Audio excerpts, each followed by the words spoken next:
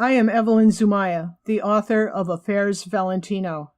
Throughout the years since I spoke at the Convegno Valentino in Turin in 2009, malicious comments have been made by a Valentino porn fiction writer claiming that after my speech, I was removed from the dais and angry audience members booed and hissed as I was told to leave the conference.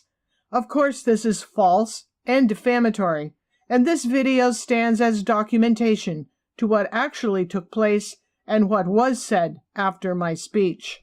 Remarks were first made by Professor Peppino Ortoleva, full professor in the Department of Humanities at the University of Turin. Bene, credo che dobbiamo tutti ringraziare Evelyn Zumaya per questa. We have to thank Evelyn Zumaya for her documentation, which introduces a radical discussion now about many things which we thought we knew about Rudolph Valentino, and also about the innuendo which surrounds him as a figure. Anche molti degli che circondano la sua figura quando se ne parla. There are also some other disturbing things which emerge, such as his consumption of some $11,000 of alcoholic beverages, purchased in such a short time frame. This is disconcerting. Obviously, this took place during the Prohibition era, but the data presented is interesting, and to understand this, I think it is time to open a discussion which I imagine will be lively, maybe of a half hour or potentially even more. Spero che sia vivace. Abbiamo, direi, almeno una mezz'ora, ma potenzialmente anche di più. Then a gentleman from Castellaneta speaks. I knew a lot of people, for example, my father-in-law, who knew Rudolph Valentino well before he went to America. As I was born in 1930, I had the opportunity to know those who knew Rudolph Valentino personally as a young man. I knew many people who were Italian and American who did a lot of talking about him. Vissuti in America, che non erano neanche tutti americani, che parlavano di Rudolph Valentino. Many of the people spoke highly of him, especially women, actresses, and other people who worked with him. Some people talked badly about him, but I know he was a very gentle, very nice person.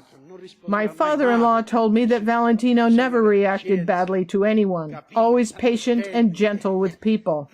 He was also very sympathetic and easygoing. There were people from the small village who talked about him, and I knew some of them. For example, Angelino the barber.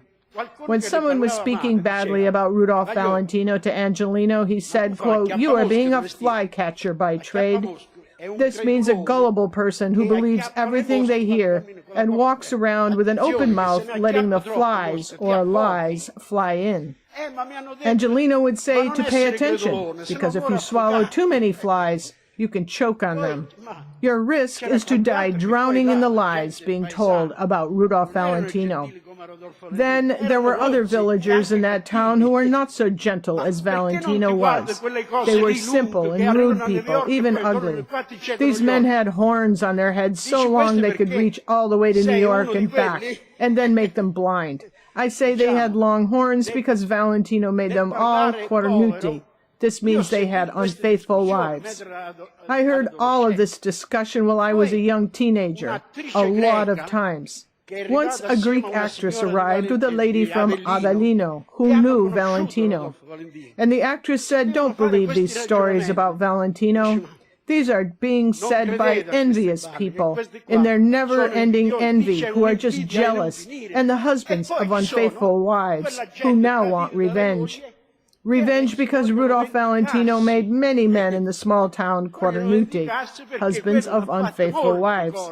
There was a great deal of envy, and the men were offended because their women were going with Valentino with great pleasure. Queste donne andavano volontariamente a abbracciare Rodolfo Valentino, senza che nessuno glielo diceva, ma basta conoscere che poi... It was just enough to know him for the woman to pursue him. I heard all this from many, many people, and especially women. Rudolph Valentino was not yet a star when he was going dancing and sharing his money with the owner of the dancing ballroom. Non era ancora Rodolfo Valentino che andava a ballare e si spartevano il guadagno tra lui e il padrone della sala da ballo. Ha conosciuto delle donne importanti che prima se la He knew important women through this ballroom. In one family, first he had an affair with the mother, then with the daughter, and then the daughter-in-law. There was a lot of bad-mouthing Valentino, and it was logical the woman's husband spoke so badly about him, because he then was known in the town as the most cornuto of all the men, because of having 4 generations of unfaithful women.